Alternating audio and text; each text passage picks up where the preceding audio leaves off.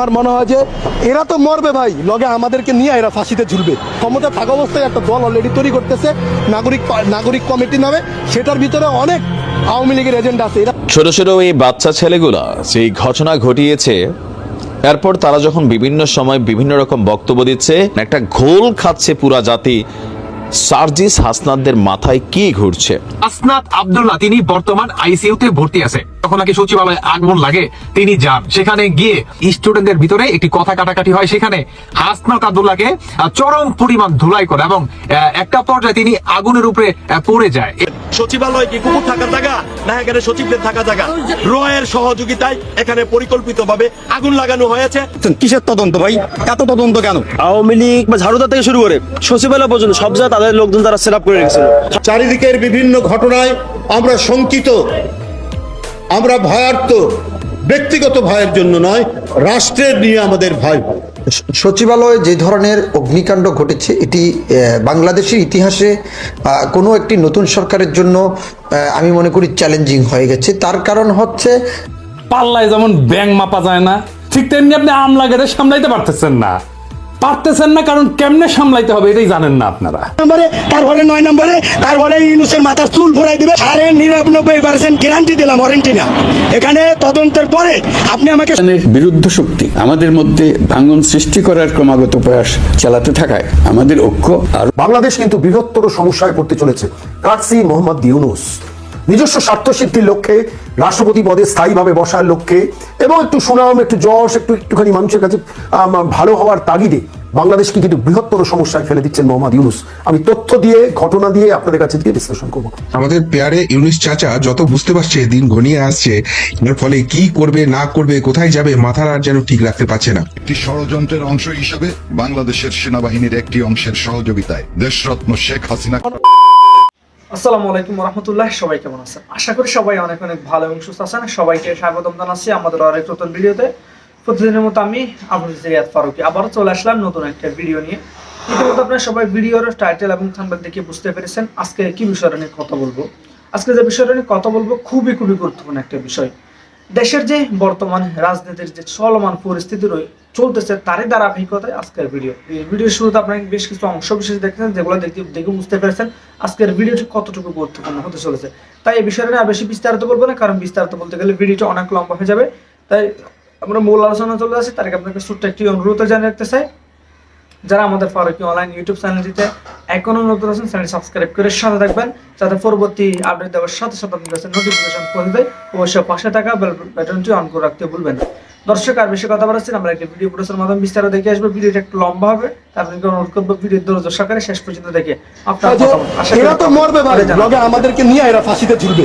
মনে করেন যে বিএনপি জামাতকে আমরা মাইনাস করে আমরা নতুন সংগঠন করব, তাহলে গত 15 বছরে যেখানে বিএনপিকে মাইনাস করতে পারে নাই, শিবিরকে মাইনাস করতে পারে নাই, বিরোধীদলকে শেখ হাসিনা দমাইতে পারে নাই, তোমরা নতুন এমন করছো যে তোমরা এসে এদেরকে দমাই দিবা। তারা ক্ষমতা থাকা অবস্থায় একটা দল অলরেডি তৈরি করতেছে নাগরিক কমিটি নামে, সেটার ভিতরে অনেক আওয়ামী লীগের এজেন্ডা আছে। এরা বাংলাদেশে এটা নিয়ে আপনারা দেখেছেন যে কদিন আগে রিপোর্ট করেছে।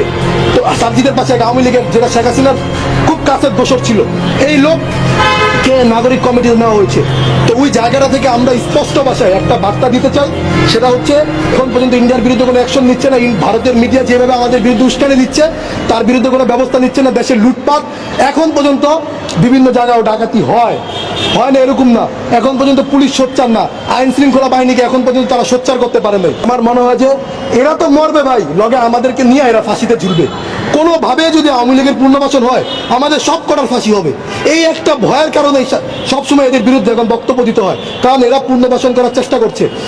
এরা আওয়ামী লীগের মতনই আপনার বলছে যে আওয়ামী লীগের কাউন্সিলরদেরকে নিয়ে করছে, এরা তো আছে আওয়ামী লীগের কাউন্সিলরদেরকে এরা নিয়ে এরা বলছে যে আমরা আওয়ামী লীগের কাউন্সিলর নেই নাই। বাংলাদেশে যে এতগুলো কাউন্সিলর, বাংলাদেশে প্রায় আপনার 265 জনের কাউন্সিলর নিয়ে তারা একটা প্রোগ্রাম করেছে প্রেস ক্লাবে। তা আমার প্রশ্ন হচ্ছে, আওয়ামী লীগের আমলে যে নির্বাচন হয়েছে, ব্যারিস্টার আপনার সুমন, সে তো স্বতন্ত্র থেকে আপনি নির্বাচন করেছে, তাকে যে আপনারা গ্রেপ্তার করেছেন, কি কারণে গ্রেপ্তার করেছেন? সে আওয়ামী লীগের দোষর ছিল এই কারণে। সো সেম ভাবে আওয়ামী লীগের দ্বারা স্বতন্ত্র ছিল, এরা সবই আওয়ামী লীগের দোষী। এদেরকে নিয়ে আপনারা পুনর্বাসন করার চেষ্টা করছেন, এদের মাধ্যমে আপনারা বাংলাদেশকে ধ্বংসের দ্বার প্রান্তে নিয়ে যাচ্ছেন। এখন ডক্টর ইউনূসকে আপনাদের হেল্প করার কথা, অথচ এই মুরব্বীটাকে আপনারা ভুলভাল বুঝ দিচ্ছেন।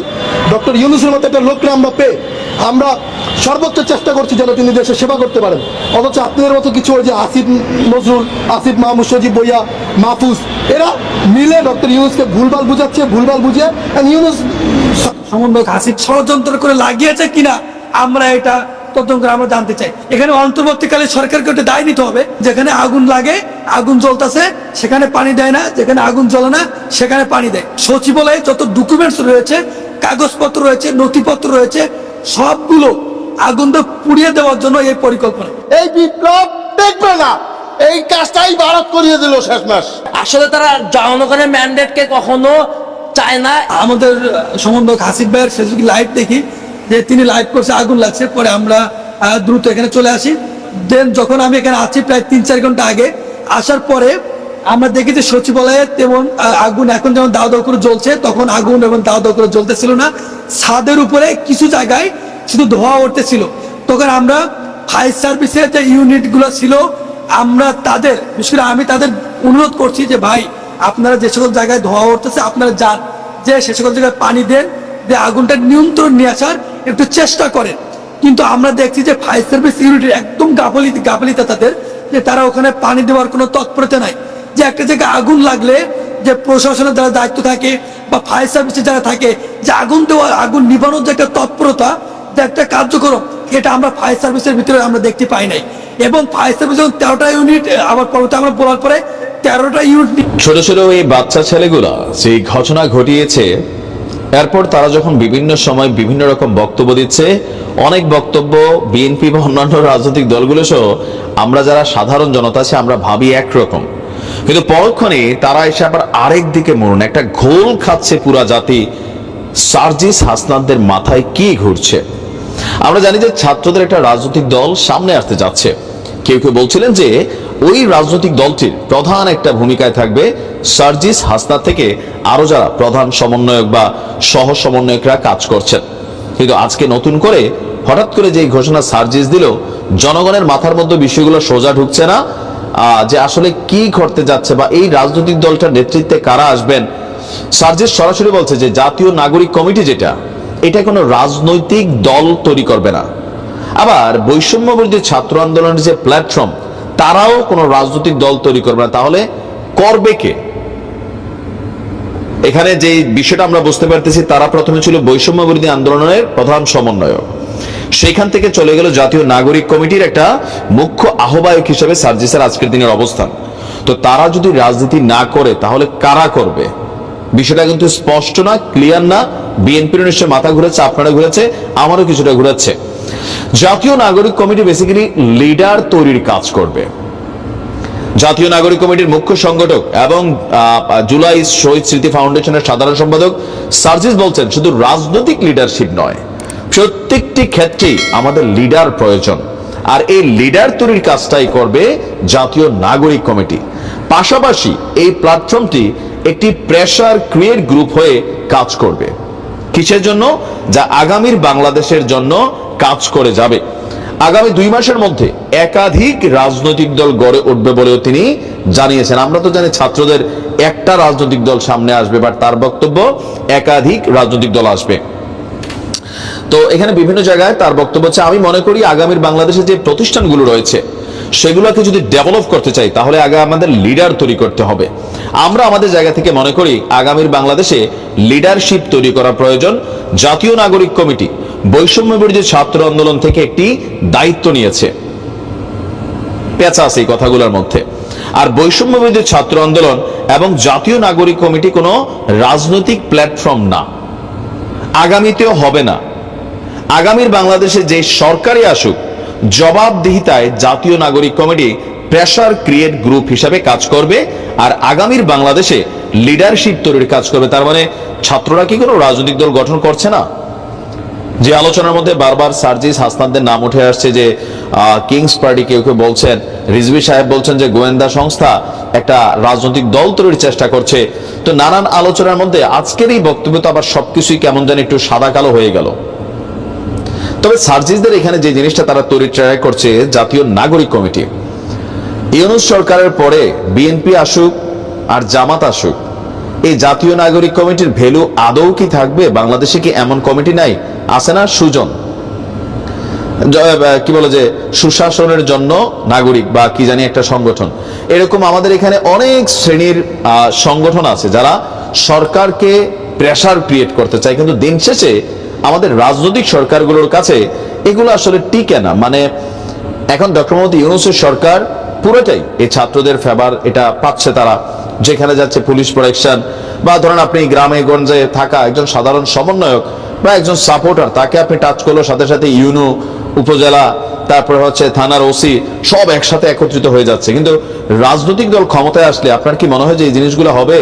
জীবনেও হবে না। কারণ এই জাতীয় নাগরিক কমিটি বলেন, বৈষম্য বিরোধী প্ল্যাটফর্ম বলেন, তাদের সাথে বিএনপির একটা আভ্যন্তরীণ বিভাজন স্পষ্ট। শুধুমাত্র এখন এটাকে নিয়ে কোনো রকম দ্বন্দ্বে যাওয়ার সুযোগ নেই। কিন্তু সরকার বদল হয়ে গেলে, রাজনৈতিক সরকার ক্ষমতায় আসলে এই জাতীয় নাগরিক কমিটি আসলে কতটুকু ফাংশন করতে পারবে সেটাই হচ্ছে কথা। আর তারা যে লিডার বানাইতে চাচ্ছেন, এই লিডাররা কোথায় গিয়ে লিডারশিপ দেখাবে?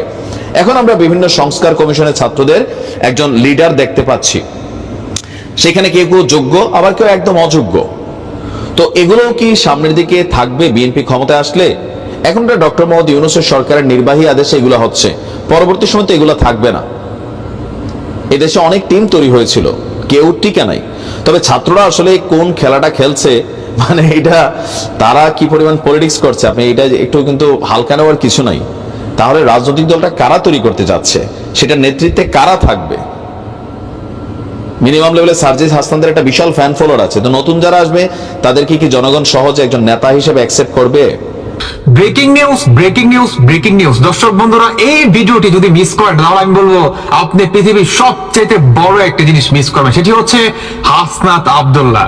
যদি ভাই ঘটনাটি সত্যি হয় তাহলে আমার মনে হয় বাংলাদেশে কিছু সংখ্যক মানুষ আসলে মিষ্টি বিতরণ মনে হয় প্রচুর, মানে ব্যাপক পরিমাণ করবে, কম হয়ে যাবে আমার মনে হয় মিষ্টির দোকান। সেটি হচ্ছে হাসনাত আব্দুল্লাহ, তিনি বর্তমান আইসিইউতে ভর্তি আছে। কারণ কি? আপনারা থাম্বনেলে অনেকে ছবিটা দেখছেন, হাসনাত আব্দুল্লাহ বর্তমান আপনার আইসিইউতে ভর্তি আছে। সেটি হচ্ছে তিনি আপনার মানে সম্পূর্ণভাবে যখন নাকি সচিবালয়ে আগমন লাগে তিনি যান, সেখানে গিয়ে এবং আপনার নিজেদের ভিতরে এবং সমন্বয়ক আর হচ্ছে সাধারণ স্টুডেন্টদের ভিতরে একটি কথা কাটাকাটি হয়। সেখানে হাসনাত আব্দুল্লাহকে চরম পরিমাণ ধুলাই করে এবং একটা পর্যায়ে তিনি আগুনের উপরে পড়ে যায়, এই ধরনের আপনার গুঞ্জন উঠে আসছে। কিন্তু এটা কতটুকু সত্যতা সেটা কিন্তু এখন পর্যন্ত জানা যাচ্ছে না, কিংবা এখন পর্যন্ত কোনো টিভি চ্যানেল কিন্তু এটা কিন্তু প্রকাশ্যে আনেনি। কারণ প্রকাশ্যে আনতে দেয়নি। কারা দেয়নি? সমন্বয়ক এবং উপদেষ্টারা। দর্শক বন্ধুরা, সেই ঘটনাটি হচ্ছে যখন নাকি আপনার হাসনাত আব্দুল্লাহ সেখানে আপনার জায়গাটা ভিজিট করতে যায়, মানে সচিবালয়, আর সেখানে হাসনাত আব্দুল্লাহ তিনি বলেন যে এটা আওয়ামী লীগ আর হচ্ছে বিএনপির কিছু সংখ্যক মানুষ এই ঘটনাটা ঘটাইছে। সে কারণ কি? কারণটি হচ্ছে আপনার বিএনপি নাকি নির্বাচনের জন্য ব্যাকুল হয়ে গেছে এবং বিএনপির যে আপনার মির্জা ফখরুল সাহেব আছে তিনি নাকি আপনার দ্রুত নির্বাচন দাবি জানাচ্ছে এবং আওয়ামী লীগকেও নাকি এই নির্বাচনে আপনার অংশগ্রহণ করার জন্য ব্যাপক একটা দাবি জানায় অন্তর্বর্তীকালে সরকারকে। এটার জন্যই নাকি আপনার মির্জা ফখরুল এবং আওয়ামী লীগ নাকি সচিবালয়ে আগুন লাগিয়েছে। কিন্তু আমরা যদি দেখি যখন নাকি ঘটনাটা ঘটে ঠিক তখন কিন্তু আপনার ফায়ার সার্ভিসের যে হেড তিনি কিন্তু বলছে যে এটা একটা অ্যাক্সিডেন্ট, শর্ট সার্কিটের মাধ্যমে নাকি আপনার এই আগুনটা লাগে। তো এখন আসছে কি যে এটা আপনার আওয়ামী লীগ আর হচ্ছে বিএনপি মনে করেন এই আগুন লাগাইছে। ভাবা যায় এগুলা? সার্জিসের একটা স্ট্যাটাস দেখেন, এই হচ্ছে সার্জিসের স্ট্যাটাস, বুঝতে পারছেন? মানে সার্জিস তিনি ডিরেক্ট বললেন যে এটা হচ্ছে আওয়ামী লীগের কাজ, বুঝতে পারছেন? এটা নিয়ে কিন্তু বর্তমান বাংলাদেশে সমস্ত মিডিয়া কিন্তু প্রচার কিন্তু কইরা ফেলাছে যে এটা আওয়ামী লীগ আগুন লাগাইছে। কিন্তু আপনার যখন নাকি আগুনটা লাগে তখন কিন্তু ফায়ার সার্ভিসের হেড কিন্তু বলে যে এটা শর্ট সার্কিটের মাধ্যমে এই অগ্নিকাণ্ডটা হয়। কিন্তু আপনার 3 থেকে 4 ঘন্টা পরে সেটা বদলি হয়ে কি দাঁড়ায়, যেটা আওয়ামী লীগ লাগাইছে। তো বাংলাদেশের মানুষ কি বোঝে না? বুঝে না? সচিবালয় এত উপরে আগুন লাগছে, এটাও নাকি আপনার লাগাইছে, আওয়ামী লীগ লাগাইছে, এরকম ভাবা যায়? ভাবা যায় ওগুলা? যে সচিবালয়ের মতো একটা জায়গায় ওইখানে কোনো ঘাট থাকে না? হ্যাঁ, ওইখানে কি সেনাবাহিনী পুলিশ প্রশাসন থাকে না ঘাট দেওয়ার জন্য? নাকি থাকে না? বলেন, আমার প্রশ্ন আপনাদের কাছে। যে আপনারা শেখ হাসিনা পাঠাই দিল এবং আওয়ামী লীগের নেতৃত্বে আর বিএনপির নেতৃত্বে সেখানে আপনার অগ্নিকাণ্ড ঘটাই দিল। এখন সার্জিসের যে অবস্থা, এখন আসুন সার্জিসের যে অবস্থা, সেটি আপনার অনেক নাজুক অবস্থা। আমার কাছে যে ছবিটা আসছে, বুঝতে পারছেন, তারা নাকি আপনার অনেক নাজুক একটা অবস্থা। এখন সত্যি মিথ্যা জানি না, কিন্তু আমার কাছে ছবিটা তো আসছে, আর ছবিটা আপনারা অনেকেই দেখছেন। এখন এটা কতটুকু সত্য আমি জানি না, তবে যদি হয়ে থাকে আমার মনে হয় বাংলাদেশে মিষ্টির আকাল পড়ে যাবে।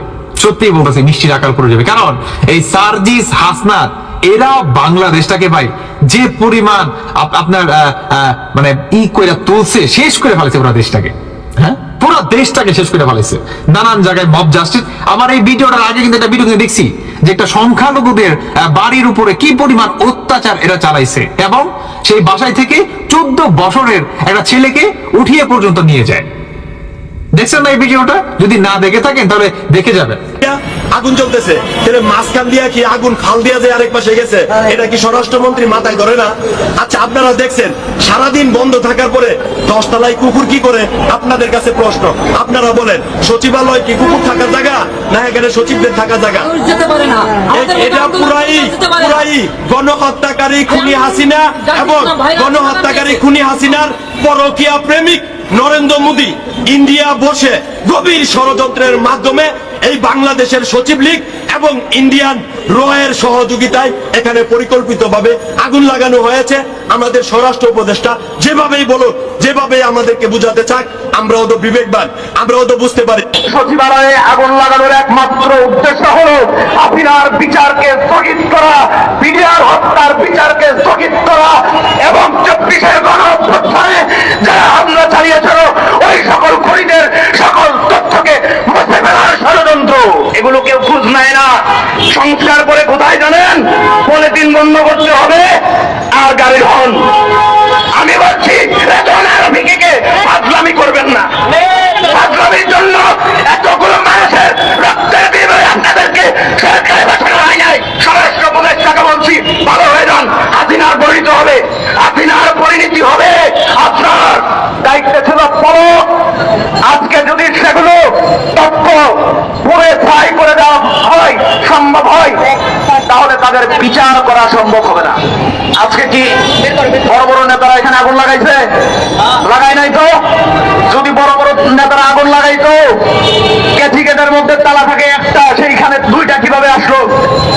পানির যে ব্যবস্থা ছিল সেগুলোর লাইন কে কাটবে? সিসি ক্যামেরার তারগুলো কে কাটবে? শেখ হাসিনার রাজনৈতিক কার্যালয়ে আগুন লাগছিল, সেই জায়গার প্লাস্টার খুলে পড়ে নাই, ইট খুলে পড়ে নাই, কিন্তু সচিবালয়ে যখন আগুন লাগলো ইট কিভাবে খুলে পড়লো?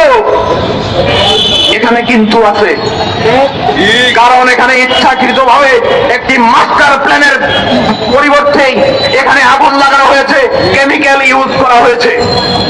অনেক ভাই সায়েন্টিস্ট আছেন, সাংবাদিক ভাইয়েরা এইসব নিয়ে গবেষণা করেন, আপনারা ভালোভাবে বুঝতে পারবেন। সচিবালয়ে আগুন লাগানোর একমাত্র উদ্দেশ্য হলো হাসিনার বিচারকে স্থগিত করা, বিডিআর হত্যার বিচারকে স্থগিত করা, এবং 24-এর গণঅভ্যুত্থানে যারা হামলা চালিয়েছিল ওই সকল খুনিদের সকল তথ্যকে মুছে ফেলার ষড়যন্ত্র। বন্ধুগণ, এটিকে হালকাভাবে নেওয়া যাবে না।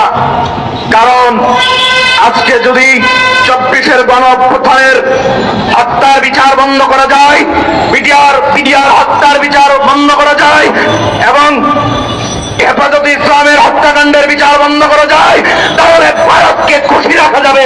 পার্শ্ববর্তী রাষ্ট্র ভারত যে প্রেসক্রিপশন হাসিনাকে দিয়েছিল সেটি বাস্তবায়ন করা সম্ভব হবে।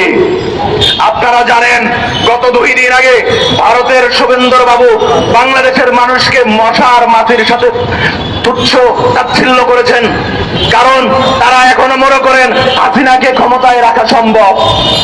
কারণ এখনো আপনারা খোঁজ নিয়ে দেখতে পারেন, বিভিন্ন মন্ত্রণালয়ে শেখ মুজিবের ছবি ঝুলানো আছে, এবং ওয়েবসাইট গুলো ঘাটাঘাটি করলে খুঁজে পাবেন এখনো হাসিনাকে সরকার প্রধান বানানো করা আছে। এগুলো কেউ খোঁজ নেয় না। সংস্কার করে কোথায় জানেন? বন্ধ করতে হবে আর গাড়ির হর্ন। আমি বলছি রেজন আর রফিকে ফাজলামি করবেন না। ফাজলামির জন্য এতগুলো মানুষের রক্তের বিনিময়ে আপনাদেরকে সরকারে পাঠানো হয় নাই।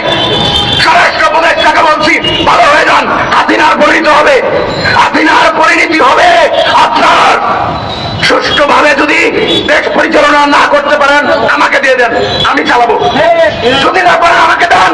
স্বরাষ্ট্র মন্ত্রণালয় শেখ হাসিনা আর আমেরিকা ক্ষমতা থেকে পতনের আগেই তিনি বারবার বলছিলেন যে আমেরিকা আমাকে ক্ষমতা থেকে সরাতে চায়। দর্শক, যে নিউজটা সামনে এসেছে, এই নিউজ আসার পর বাংলাদেশ আওয়ামী লীগ তাদের অফিসিয়াল পেজ থেকে বিষয়টা নিয়ে প্রতিবাদ জানিয়েছে। তারা বলছে যে এটা একটা ষড়যন্ত্র এবং চক্রান্ত। চাঞ্চল্যকর তথ্য দিয়েছে আমাদের গণমাধ্যমে প্রকাশিত যে নিউজগুলো, সেখান থেকে বলা হচ্ছে যে আমেরিকার গোয়েন্দা সংস্থা ফেডারেল ব্যুরো অফ ইনভেস্টিগেশন, সংক্ষেপে FBI, বাংলাদেশের সাবেক প্রধানমন্ত্রী শেখ হাসিনা এবং তার ছেলে সজীব ওয়াজেদ জয় তারা ব্যাপক অর্থ কেলেঙ্কারি করেছেন, এমনকি অনিয়ম ও অর্থ পাচারের প্রমাণ পেয়েছে খোদ এবার FBI। আমরা যদি দেখি, সম্প্রতি নিজেদের লন্ডন প্রতিনিধির মাধ্যমে বিষয়টিকে নিশ্চিত করেছেন মার্কিন গোয়েন্দা সংস্থা, এমনটাই দাবি করা হয়েছে। জানা গেছে স্পেশাল এজেন্ট লা প্রিভোটের সঙ্গে যোগাযোগ করেছিল যুক্তরাষ্ট্রের ডিপার্টমেন্ট অফ জাস্টিসের senior trial attorney Linda Samuels. তিনি দেখতে পান যে বাংলাদেশ থেকে বিভিন্ন মার্কিন ব্যাংক অ্যাকাউন্টে 300 মিলিয়ন US ডলার পাচার হয়েছে। গত মাসের 9 তারিখে FBI এর একটি প্রতিনিধি দল বাংলাদেশের দুর্নীতি দমন কমিশনের দুদক, তাদের যে মানি লন্ডারিং অ্যান্ড লিগ্যাল ইউনিটের মহাপরিচালক আছেন, তাদের সাথে বৈঠক করেছিলেন। সেখানে বিপুল পরিমাণ দলিল বাংলাদেশের কাছে হস্তান্তর করার দাবি করেছে FBI এর এই প্রতিনিধি দলটি। দুদকের কর্মকর্তারা বলছে, গেল মাসের 1 তারিখে Bangladesh EU delegation head of cooperation Michael ক্রেজারের নেতৃত্বে 3 সদস্যের একটি প্রতিনিধি দল তৎকালীন দুদক চেয়ারম্যান মোহাম্মদ মঈনুদ্দিন আব্দুল্লাহর সাথে সাক্ষাৎকার করেছিলেন। সাক্ষাতে পাচার হওয়া তহবিল প্রত্যাবাসন এবং কমিশনের পরিচালনা সক্ষমতা বাড়াতে কারিগরি সহায়তা নিয়ে আলোচনা করে। 2014 সালে যুক্তরাষ্ট্র বনাম রিজমি আহমেদের মামলায় সজীব ওয়াজেদ জয়ের নাম প্রথম নজরে আসে। FBI এর তদন্তে জয়ের গুরুতর আর্থিক অসদাচরণের বিষয়টি উঠে আসে। বিশেষত সজীব ওয়াজেদ জয়ের নামে হংকং এবং ক্যামান দ্বীপপুঞ্জের বিভিন্ন ব্যাংক অ্যাকাউন্ট ব্যবহার করে নিউ ইয়র্ক, ওয়াশিংটন DC এবং লন্ডন ব্যাংকে অর্থ স্থানান্তরিত করার তথ্য এসেছে। জ্যেষ্ঠ আইনজীবী এবং বিচার বিভাগের একজন বিশেষ এজেন্ট বলছে, ক্যামান আইল্যান্ড ও হংকং এর শেল কোম্পানির মাধ্যমে যুক্তরাষ্ট্রের বিভিন্ন ব্যাংকে বাংলাদেশ থেকে 30 কোটি ডলার জমা করা হয়েছে। দুদক চেয়ারম্যান মোহাম্মদ আব্দুল মোমেন এই বিষয়ে সাংবাদিকদের বলছেন যে এই ঘটনা অনেকাংশেই সত্য, তার মানে পুরোটু সত্য না। বিষয়টা কিরকম, আমরা ভবিষ্যতে আরো সুনির্দিষ্ট তথ্য পেতে পারি, এই বিষয়ে আমরা পরে সরাসরি কথা বলবো। তার মানে এখানে যে তথ্যটা আসছে, কোথাও না কোথাও এখনো কিছু এভিডেন্সগত অথবা আরো অন্যান্য কিছু ঘাটতি রয়েছে। এদিকে আপনার যুক্তরাষ্ট্রের 300 মিলিয়ন ডলার পাচারের অভিযোগে শেখ হাসিনা এবং সজীব ওয়াজেদ জয়ের বিরুদ্ধে তদন্ত শুরু করেছে দুদক। আর এজন্য আপনার এই অভিযোগ অধিকতর তদন্তের জন্য দুদকের মহাপরিচালক বরাবর পাঠানো হয়েছে। সেই সঙ্গে আওয়ামী লীগ সরকারের আমলে ব্যবসা এবং বেজার আওতাধীন 9টি অগ্রাধিকার উন্নয়ন প্রকল্পেও অনিয়ম দুর্নীতির মাধ্যমে শেখ হাসিনা জয়, তারপর হচ্ছেন Sheikh Rehana, British MP tulip, আরো অন্যান্যদের বিরুদ্ধে ওটা 700 কোটি ডলার আত্মসাতের অভিযোগের বিষয়ে পৃথকভাবে অনুসন্ধান শুরু করা হয়েছে। অভিযোগ আছে শুধুমাত্র রূপপুর পারমাণবিক, এটা নিয়ে আবার পুতিন তার বক্তব্য দিয়েছেন। তো সবকিছু মিলিয়ে FBI এর এই রিপোর্টটা আমি আসলে জানি না যে তাদের ওয়েবসাইটে আছে কিনা বা তারা এটাকে কিভাবে আসলে সরকারের কাছে হস্তান্তর করেছে। মার্কিন স্টেট ডিপার্টমেন্ট এ নিয়ে কোনো বক্তব্য সরাসরি দিয়েছে কিনা, হয়তো আমরা আগামী 24 ঘন্টার মধ্যে বিষয়টা আরেকটু ক্লিয়ার হব, আরো অধিকতর তদন্ত রিপোর্ট সামনে আসবে। তবে বাংলাদেশ আওয়ামী লীগ তাদের জায়গা থেকে প্রতিবাদ করেছে যে এগুলা ভুয়া মিথ্যা তথ্য। সরকার তাদের প্রেসকে ব্যবহার করে, গণমাধ্যমকে ব্যবহার করে আওয়ামী পরিবারের বিরুদ্ধে বা বাংলাদেশ আওয়ামী লীগের বিরুদ্ধে প্রোপাগান্ডা ছড়াচ্ছে। কিন্তু আমাদের গণমাধ্যমগুলোতে এটা দাবি করা হয়েছে যে FBI আপনার সত্যতা পেয়েছে। আসিফ নজরুল সময় চায় কিসের জন্য? আসিফ নজরুল স্যার কিসের জন্য সময় চায়? আওয়ামী লীগকে সম্পূর্ণ পুনর্বাসন করার জন্য সময় চাই নাকি? রাষ্ট্র সংস্কার না আওয়ামী লীগ সংস্কার, কোনটা? আপনি 1 বছর সময় কেন চাবেন? বাংলাদেশের জনগণ আপনাকে সময় দেবে। বাংলাদেশের জনগণ আপনাদের নিয়ে কথা বলবে না, কিন্তু কেন কথা বলতেছে যে আপনারা ব্যর্থ, আপনারা পারবেন না? বিকজ অফ এই 4 মাসে বাংলাদেশের জনগণের জন্য কিচ্ছু করতে পারেন নাই, কিচ্ছু না। বাজার কন্ট্রোল করতে পারেন নাই। এখন সবজির দাম কম, সবকিছুর দাম কম, বিকজ এখন সবজি উঠছে, চালের দাম তো বাড়ছে। গত মাসে যে চাউল ছিল 1600 টাকা 25 কেজি বস্তা, সেটা এবার এই মাসে হচ্ছে 1700 টাকা।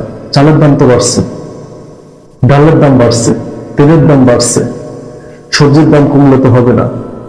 এই 4 মাসে আপনারা কি করতে পারছেন? এখন এসে বলতেছেন যে 1 বছর সময় দিলে সংস্কার করে নির্বাচন দেবেন। কেন আপনাকে সময় চাইতে হবে? বাংলাদেশের মানুষ তো আপনাদের সময় নিয়ে কোনো প্রশ্ন উঠাবে না। আপনারা আপনাদের মতো কাজ করবেন, আপনাদেরকে ডিস্টার্ব করবে না। আপনাদের মতো আপনার যেটা মন চায় সেটা করবেন, কিন্তু করতে পারছেন? করতে পারেন নাই। কেন করতে পারেন নাই? আপনারা করতে চান নাই। আপনাদের ভিতর কিছু কিছু লোক ছিল, এরা বসেছিল যে ডক্টর মোহাম্মদ ইউনূস সরকারকে ব্যর্থ করার জন্য। 75% হয়ে গেছে অলরেডি। এখন এসে বলতেছেন 1 বছর সময় দিলে সংস্কার করে দিবেন। আপনাকে 1 বছর সময় দিলে 1 বছর কিছু করতে পারলেন না, পরে কি করবেন? পরে আর 1 বছর সময় চাবেন? তারপর আর 1 বছর বাংলাদেশের মানুষকে বসে বসে মানে কি বলবো, খেলা দেখবে? রাজনৈতিক দলগুলা নির্বাচনমুখী হবে, এটাই স্বাভাবিক। বাংলাদেশের জনগণ নির্বাচন চায়। কেন নির্বাচন চায়? কারণ যে ছেলেটার বয়স, যার বয়স 30 বছর, সে এখন একটা ভোট দিতে পারে নাই, অবশ্যই সে নির্বাচন চায়। কিন্তু আমরা আপনাদেরকে নির্বাচন দেওয়ার জন্য কিন্তু ক্ষমতায় বসাই নাই। আপনাদেরকে দেওয়া হয়েছে, আপনারা ভদ্র মানুষ, ভদ্র লোক, আপনারা দুর্নীতিবাজ না, ঠিক আছে। আপনাদেরকে বসানো হয়েছে কি জন্য? আপনাদেরকে বসানো হয়েছে রাষ্ট্রকে সুন্দর একটা জায়গায় নিয়ে যাওয়ার জন্য, নির্বাচন করার জন্য না। নির্বাচন করার জন্য হয়তো আমরা 3 মাসে নির্বাচন চাইতাম। আপনি ক্ষমতা আসার পরে ঘোষণা করতেন নির্বাচন তফসিল কবে কি নির্বাচন হবে। আমরা তো এটার জন্য আপনাদের ক্ষমতায় বসেন, আমরা আপনাদের বসাইছি রাষ্ট্র সংস্কার করার জন্য। আজকে রাজনৈতিক দলগুলা নির্বাচনের প্রশ্ন কেন উঠবে? কারণ রাজনৈতিক দলগুলা বুঝে গেছে যে আপনারা ব্যর্থ হয়ে গেছেন, অলরেডি 75% ডান। যেটুকু আছে এটুকু ব্যর্থ হয়ে যাবে যদি তারা চুপ করে থাকে। যদি তারা চুপ করে থাকে, আজকে 1 বছর সময় চাচ্ছেন যে 1 বছর সময় দেন, এটা হবে সেটা হবে। কিভাবে হবে? আপনি রাষ্ট্রের এত বড় গুরুত্বপূর্ণ একটা দায়িত্ব আছে, কিভাবে আওয়ামী লীগের লোকজনে যাবেন হয়? এটা কখনো প্রশ্ন করছেন? তারা যাবেন দিছে, কিভাবে কি করছে, কিভাবে হইল এটা বলেন? আপনি নিজে বিডিআর এর যে হত্যাকাণ্ড যে মানে কমিশন, এটা বাতিল করা হয়েছিল কেন? এটা কেন বাতিল করলেন? আবার নতুন করে করলেন কেন? আওয়ামী লীগের লোকগুলা দেশ থেকে পালাইলো কিভাবে? আওয়ামী লীগের লোকগুলা কিভাবে দেশ থেকে পালাইলো? কোন অ্যাকশনটা নিতে পারছেন? যে আপনাদের বড় ভরসায় রাজনৈতিক দলগুলো বসে থাকবে, যে আপনারা জাতিকে সুন্দর একটা জায়গায় নিয়ে যাবেন। আবার এখন 1 বছর চাচ্ছেন। আপনি 1 বছর চাইবেন কেন? বাংলাদেশের জনগণ আপনাকে দিবে, আপনারা কোনো ডিস্টার্বই করবে না, আপনাদের মতো কাজ করবেন। কিন্তু কেন কথা বলতেছে? আজকে যখন বাংলাদেশের জনগণ এই জন্য কথা বলতেছে, বিকজ অফ দেখতেছে আপনারা ব্যর্থ হয়ে যাচ্ছেন, আপনারা দেশটাকে ভয়ঙ্কর একটা দিকে নিয়ে যাচ্ছেন। যে আওয়ামী লীগকে বাংলাদেশের মানুষ ঘৃণা করে, সে আওয়ামী লীগ পুনর্বাসন হবে, এই পরিকল্পনা চলতেছে। তা না হলে আপনাদের মানে উপদেষ্টা পরিষদের একজন তো বলতে পারে না। সচিবালয়ে আগুনের ঘটনায় কাজ করছে তদন্ত কমিটির সদস্যরা। এরই মধ্যে ভবন পরিদর্শন করে আলামত সংগ্রহ করছে। তবে তদন্ত অগ্রগতি নিয়ে এখনো কিছুই জানানো হয়নি। বিকেল 3:30টার দিকে আবারও উচ্চ পর্যায়ের তদন্ত কমিটি পরিদর্শনে আসবে বলে জানা গেছে। তারা অগ্নিকাণ্ডের উৎস ও কারণ উদ্ঘাটন, দুর্ঘটনার কারণ ব্যক্তিগত বা পেশাগত দায়িত্ব আছে কিনা তা উদ্ঘাটন এবং এ জাতীয় দুর্ঘটনা প্রতিরোধ করবে ও সচিবালয়ের সার্বিক নিরাপত্তার বিষয়ে সুপারিশ করবে। কমিটি আগামী 30 ডিসেম্বরের মধ্যে প্রাথমিক প্রতিবেদন এবং পরবর্তী 10 কার্যদিবসের মধ্যে পূর্ণাঙ্গ প্রতিবেদন দেবে। এদিকে সচিবালয়ের নিরাপত্তার স্বার্থে বেসরকারি সব প্রবেশ কার্ড বাতিল করা হয়েছে। এছাড়া অ্যাক্রিডিটেশন কার্ডের মাধ্যমে সাংবাদিকদের প্রবেশাধিকারও বাতিল করা হয়েছে। আগামী 15 দিনের মধ্যে অস্থায়ী প্রবেশ কার্ডের জন্য আবেদন করা যাবে। সচিবালয়ের আগুনের ঘটনায় তদন্ত অগ্রগতি নিয়ে আরো জানাতে যুক্ত হচ্ছেন সহকর্মী ইকবাল অনিক। বিস্তারিত জানবো তার কাছ থেকে। ইকবাল অনিক, একটি বিষয় যে আগুনের ঘটনায় তদন্ত কমিটি তদন্ত করছে, ফাইনাল তদন্তের পর হচ্ছে সবকিছু তারা জানাবে। একটি বিষয় জানতে চাই যে নিরাপত্তার স্বার্থে যে বেসরকারি সব অস্থায়ী প্রবেশ পাস বাতিল করা হচ্ছে, অ্যাক্রিডিটেশন কার্ড যাদের রয়েছে তাদেরও ঢুকতে দেওয়া হচ্ছে না, এই সংশ্লিষ্ট কাজগুলো আসলে কিভাবে মোকাবেলা করা হবে? রেদওয়ান, গতকালকে কিন্তু সরকারি থেকে জানানো হয়েছে যে সাংবাদিক সহ অন্যান্য যে বেসরকারি মানুষের যে কার্ডগুলো রয়েছে সেগুলো কিন্তু অস্থায়ীভাবে বাতিল করা হয়েছে। সেক্ষেত্রে হচ্ছে আগামী 15 দিনের মধ্যে তারা কিন্তু কার্ডের জন্য আবেদন করে তারা কিন্তু ভেতরে প্রবেশ করতে পারে। যেহেতু একটি দুর্ঘটনা ঘটেছে সচিবালয়ে, সেক্ষেত্রে হয়তোবা ধারণা করা যাচ্ছে তারা আপাতত হচ্ছে নিরাপত্তার স্বার্থে বা যাতে অগ্নিকাণ্ডের ঘটনা ঘটেছে সেই আলামতগুলো যাতে নষ্ট না হয় সেজন্য তারা হচ্ছে হয়তোবা এটি করেছেন। কিন্তু কারো এই কার্ড অস্থায়ীভাবে যে কার্ডগুলো রয়েছে সেটি বাতিল করা আপাতত বন্ধ রেখেছেন, কিন্তু যাদের কিন্তু তারা কিন্তু পরবর্তীতে নিয়ে আবারও আবেদন করে ভিতরে প্রবেশ করতে পারবেন, এতটুকু জানা গেছে। আরেকটি বিষয় যে এখানে কিন্তু সকাল থেকে অন্যান্য যে গাড়িগুলো আসছে, বিভিন্ন মন্ত্রণালয়ের কর্মকর্তারা রয়েছেন যারা ভিতরে প্রবেশ করতে যাচ্ছেন, তাদেরকেও কিন্তু ভিতরে প্রবেশ করতে দেয়া হচ্ছে না। যেহেতু আজকে শনিবার এবং বন্ধের দিন, সেক্ষেত্রেও তারা হয়তো কঠোর নিরাপত্তা রাখছেন এবং যারা তদন্ত কমিটির লোকজন আছেন তারা ভিতরে প্রবেশ করতে চাইলে তাদেরকেই শুধু দিচ্ছেন, অন্যান্য যারা এই ভবনে কাজ করেন বা তাদেরকে কিন্তু ভিতরে প্রবেশ করতে দেয়া হচ্ছে না। এবং তদন্তের অগ্রগতি এখন পর্যন্ত আমাদেরকে কিছু জানানো হয়নি। আজকে বিকেল 3:30টার সময় হচ্ছে তদন্ত কমিটি আবারও হচ্ছে পরিদর্শনে আসবেন এবং তদন্ত কমিটির যে প্রতিবেদন সেটি কিন্তু প্রাথমিক প্রতিবেদনটি হচ্ছে 30 ডিসেম্বরের মধ্যেই জমা দিতে হবে এবং আগামী 10 কর্মদিবসের মধ্যে কিন্তু পূর্ণাঙ্গ যে তদন্ত কমিটি এবং সেটির প্রতিবেদনও কিন্তু জমা দিতে হবে। আর রাষ্ট্রের সর্বোচ্চ একটি হচ্ছে প্রশাসনিক স্থাপনা যেখানে আগুনের সূত্রপাত হয়েছে, এটি নাশকতা কিনা, ষড়যন্ত্র কিনা বা কেউ উদ্দেশ্য প্রণোদিতভাবে এইটি করেছে কিনা সেসব বিষয় কিন্তু খতিয়ে দেখছে হচ্ছে এই তদন্ত কমিটি। এবং উপদেষ্টাদের পক্ষ থেকেও অনেকেই বলছেন এটি ষড়যন্ত্র কিনা, ষড়যন্ত্র কেউ করছে কিনা, যাতে অনেক নথিপত্র আছে সেই নথিপত্র আলামতগুলোকে নষ্ট করে দেওয়ার জন্য এই অগ্নিকাণ্ডের কাণ্ডের ঘটনা ঘটিয়েছে কিনা সেগুলো বিষয় হচ্ছে কিন্তু তদন্ত করা হচ্ছে এবং সরকারের পক্ষ থেকে কিন্তু উচ্চ পর্যায়ের কয়েকটি কমিটি গঠন করা হয়েছে এবং তদন্ত কমিটি কিন্তু কার্যক্রম তাদের পরিচালনা করছেন এবং খুব দ্রুতই হয়তো তারা এই কাজ শেষ করে আমাদেরকে একটি পূর্ণাঙ্গ তদন্ত প্রতিবেদন দাখিল করবেন এবং মিডিয়ার সামনে জানাবেন। রেদওয়ান, দর্শক, বিষয়টি আমরা মতামত দ্রুত কমেন্টে জানিয়ে ফেলবেন আর আমাদের চ্যানেলটিতে নতুন চ্যানেল সাবস্ক্রাইব করে বরাবর মতো সাথে থাকবেন। ধন্যবাদ সবাইকে এতক্ষণ সাথে থাকার জন্য। আল্লাহ হাফেজ।